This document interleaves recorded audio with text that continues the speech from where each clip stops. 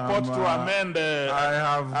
I'll allow you to joyride on that for a minute. Yes, Mr. Speaker. The thing is, you will see some of us also giving you or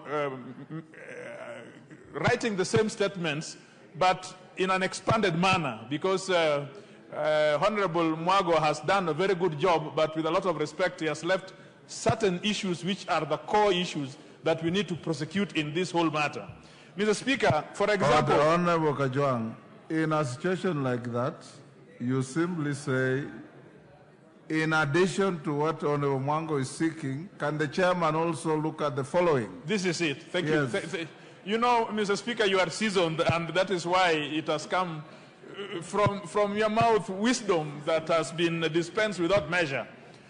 Mr. Speaker, sir, one of the issues which are troubling is that there is this Gazette notice number 14891, signed by the President of the Republic of Kenya, establishing something called Nairobi Rivers Commission, purporting to act under the Climate Change Act and purporting to act under the NEMA Act.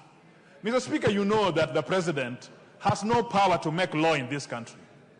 A Gazette notice itself is law, is delegated legislation. And that delegated legislation must come before the House, Mr. Speaker. And even if it does, those pieces of legislation has given the CS powers to make delegated legislation. It is not to the President to make that decision. So these issues that Honorable Mwago is talking about are being spearheaded by this commission that we want to establish its constitutionality and the legality by which it moves. Secondly, you've made your point. The only point which I want to make, Mr. Speaker. Mr. Speaker, when you closed this campus, it struck us that people can do things unlawfully.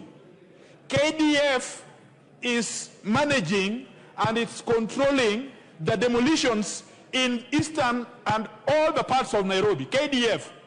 Why would KDF that is concerned with issues in Baringo,